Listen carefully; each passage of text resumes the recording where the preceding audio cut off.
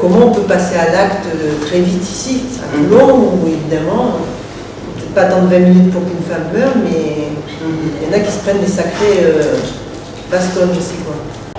Malheureusement, à des femmes de pouvoir retirer leur plainte, avant c'était pas possible. Parce que le ministère public est continué de poursuivre la plainte contre les maris. Et il y a aussi le 39-19 qui est une permanence téléphonique pour tout ce qui est l'orientation des femmes qui sont victimes de violences. Ensuite, il y a évidemment les foyers d'accueil pour les femmes. Par contre, ce qu'il faut savoir, c'est que les foyers d'accueil, ils sont surchargés. Donc, ils n'ont pas de grande capacité d'accueil. Donc, souvent, elles sont orientées vers des nuits d'hôtel qui sont payées soit par les assistantes sociales, soit par des associations. Mais ça a une durée très limitée. Et le plus quand même, c'est qu'il y a quelque temps, les femmes qui... Voilà, moi, j'ai une sensibilité particulière pour les femmes qui sont en situation irrégulière et qui sont victimes de violences, qui à une certaine époque n'avaient aucun recours que de subir ou de partir. Donc depuis cette fameuse loi qui est arrivée après l'expulsion de cette jeune fille marocaine, que notre président est allé ensuite chercher, il y a eu cette loi qui a été votée pour que les femmes qui sont victimes de violences et qui sont en situation irrégulière puissent porter plainte et puissent être hébergées dans les foyers pour femmes et pour mères avec des enfants. Ce qui avant était interdit. Les foyers n'accueillaient pas les femmes en situation irrégulière. Et bien justement, peut-être qu'avec ces groupes de parole et tout, voilà, comme ça a servi dans l'association, ça peut être un point qui peut appuyer encore plus. Et c'est vrai qu'une seule personne maintenant, quand elle se fait un peu jeter par la police au commissariat qui lui dit qu'en gros il ne faut pas venir embêter la police si on n'a pas vraiment de preuves, si on est un peu... Enfin, ça se voyait qu'elle avait peur, qu'elle était un peu contradictoire dans ses paroles. Je pense qu'avec un groupe, ça peut permettre de faire un appui, voilà, faire un peu plus pression, quoi. Il y a une loi, et puis il y a des tas de cas, comme le cas de cette femme, qui, malgré la loi, se fait reconduire à la frontière. Et je pense qu'il y a aussi tout un travail à faire pour expliquer bien aux gens et aux femmes la loi. Parce que si elle avait su, c'est sûr que les conditions, je pense que c'est très bien filmé, c'est les conditions des préfectures, écrasent tellement les gens. On leur coupe la parole au moment où ils veulent poser leurs questions, tel que c'est fait dans le film systématiquement, que du coup, ils font pas recours, ou s'il n'y a pas des mouvements comme la CIMAD et des tas d'autres pour appuyer tous ces gens, ils sont raccompagnés à la frontière comme du bétail, ils deviennent sans papier, etc., au mépris de la loi. Dans des petites villes comme chez nous, il faut trouver des tas d'espaces pour mettre en place ces groupes de parole, mais à partir de n'importe quel prétexte. Ça peut être des ateliers de couture ou de cuisine ou n'importe quoi, mais des choses très simples du quotidien, pour qu'au bout d'un moment, personne, et chacun a son orgueil, et toutes les femmes ont leur propre amour propre, c'est bien connu, encore plus de ce côté que d'ailleurs, et je crois qu'il faut trouver des situations pour permettre d'éviter la frontalité, parce que personne, on a peur, la copine, le frère, le machin, le cousin, et on ne raconte pas. Tout le monde le sait, on ne raconte pas ce qui s'est passé hier soir, on ne veut pas. Donc je trouve qu'il n'y a que en trouvant des prétextes dans des quartiers, parce que même à la sortie de l'école, tu ne racontes pas ta vie, tu racontes trois conneries, mais tu ne parles pas de l'essentiel. Et donc, c'est peut-être ça. Et puis, je pensais à ce que tu disais, Madia, s'il faut des spécialistes. Peut-être qu'en touchant des milieux socio-professionnels différents, on peut peut-être essayer de faire des demandes de permanence gratuite. Tout le monde, à un moment donné, peut donner, je ne sais pas moi, 5 heures de son temps par semaine pour participer à des réunions. Et peut-être c'est ça qu'il faut faire. Il faut essayer de toucher des psychologues ou des psychanalystes, je ne sais pas, des gens qui savent parler, qui savent déclencher, comme tu disais, la parole pour que les gens soient en confiance, et les femmes, et se livrent. Parce que une discussion mal menée, ça peut encore plus les isoler que de les sécuriser. Moi, je l'ai subi, la violence. Je me dis, Daniel, sur les seuls à le savoir. Moi, je me sens assez en confiance et à l'aise pour en parler là aujourd'hui. J'ai subi la violence et c'est vrai que je trouve que les groupes de parole sont très importants parce que ça permet de sortir de la tête hors de l'eau, de se ressentir, se retrouver en tant qu'être humain et de se dire j'existe, donc je peux me sortir de ma situation, j'ai des droits. À un moment donné où j'ai touché le fond et je me suis dit je ne m'en sortirai jamais, j'ai participé à des groupes de parole. J'ai été amenée par une amie et j'avais de la haine pour tout le monde. Plus personne n'avait ma confiance, plus personne. Voilà.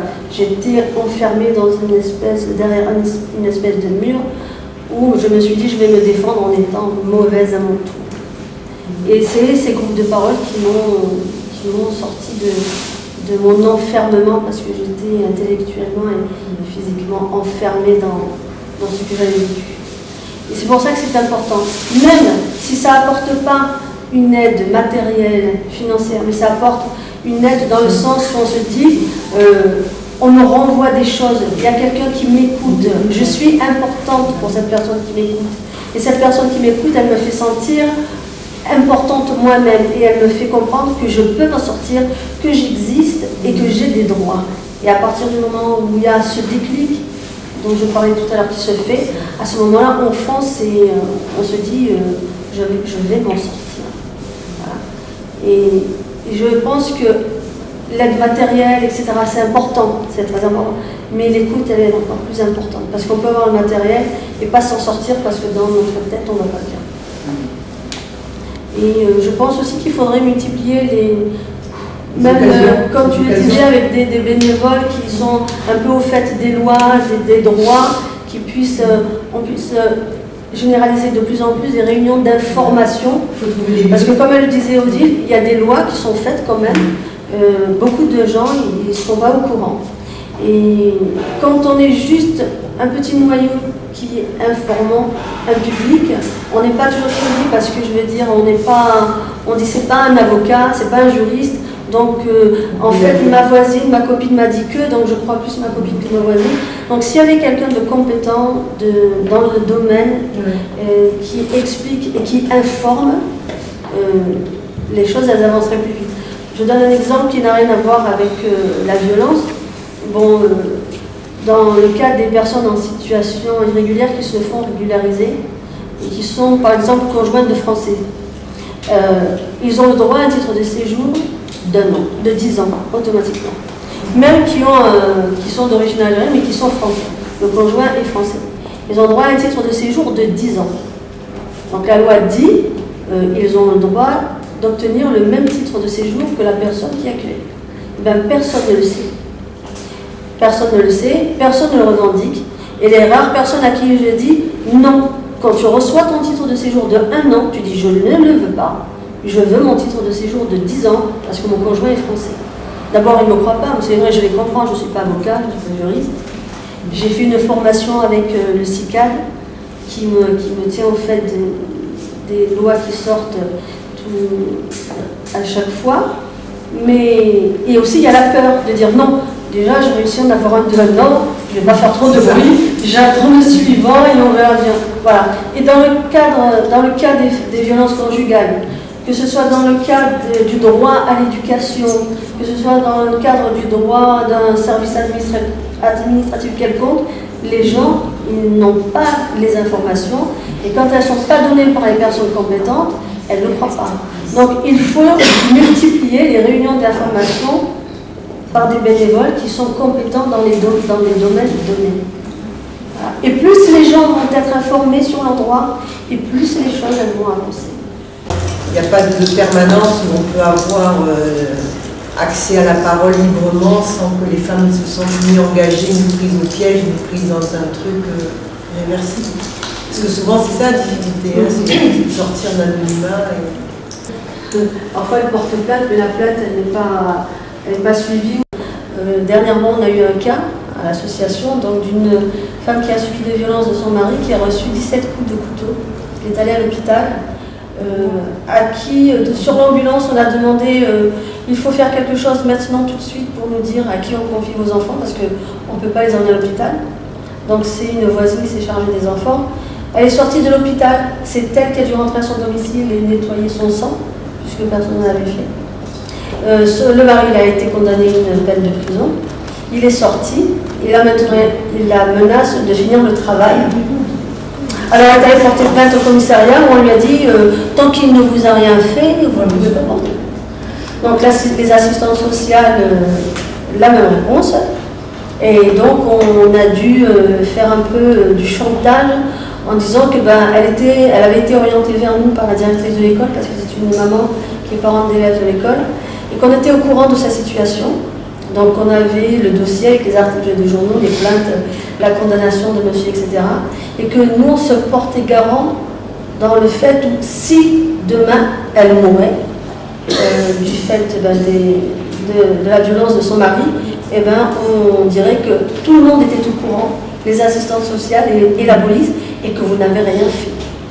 Donc du coup, l'assistante sociale, elle avait très peur et elle m'a téléphoné en disant ça y est, j'ai mis en route les démarches, elle va être dans un foyer, on s'occupe d'elle. C'est vrai qu'on a un peu oublié. Voilà. Donc c'est vrai que pour le moment, bon, les lois, elles ne sont pas toujours suivies. On ne la voit plus. Donc bon, après, voilà, il n'y a pas de suivi. Mais je pense que plus que notre association, elle aurait besoin de gens compétents comme des psychologues ou des gens qui sont qualifiés dans le domaine de voilà, qui puissent l'aider puis même qui puissent déclencher en elle quelque chose qui fait que je veux me sortir de là et je ne veux plus revenir à cette situation. Les personnes qui sont des fois maltraitées, elles ont honte d'en parler aussi. Parce que souvent elles se culpabilisent certainement en disant mais si je suis maltraitée, si j'ai des coups, c'est de ma faute. Parce que non, il n'y a pas que la violence physique, il y a la violence morale qui peut être aussi. Il y a une dizaine d'années, au service des urgences, comme ils recevaient de plus en plus de cas de femmes battues, de jeunes femmes battues, ils avaient mis en place des groupes de parole. Et donc les femmes arrivaient aux urgences et on leur proposait d'aller dans ces groupes avec un psychologue. Et c'était très intéressant à deux titres, c'est que dans la mesure où elles étaient venues et que ça avait été constaté, on va dire, même si elles n'avaient pas déposé plainte, elles étaient reconnues par les médecins, etc., comme des femmes qui subissaient des violences conjugales. Donc c'était plus facile pour elles pour parler. Et ils avaient mis en place ces groupes de travail qui étaient ces groupes de parole avec des psychologues, des médecins, etc., qui étaient vraiment très bien faits. Et ça avait quand même commencé à avoir un effet sur le quartier. Parce que du coup, il y avait d'autres femmes, même si elles n'avaient pas besoin d'aller à l'hôpital, qui venaient. Et que la femme devait respect, obéissance à son... En 68-70, j'étais militante au planning familial. Et la nuit, on faisait des permanences devant le commissariat d'Aix-en-Provence pour le cas où des femmes battues viendraient. J'ai toujours en tête une femme qui avait les seins éventrés à coups de bouteille, etc., avec ses enfants autour d'elle. Et la première chose qu'on disait à ces femmes, toujours, c'était « Madame, vous venez de quitter le domicile conjugal. En cas de procédure de divorce, vous perdrez la garde de vos enfants. Après, au besoin, on les emmenait à l'hôpital, etc.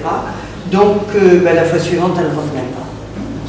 Alors, depuis, les choses ont évolué et bon, alors nous, on était là pour pousser les commissariats à les accueillir correctement. Elle les poussait à déposer plainte, mais nous-mêmes, on se faisait chasser en pleine nuit en nous disant vous n'allez pas être là, etc.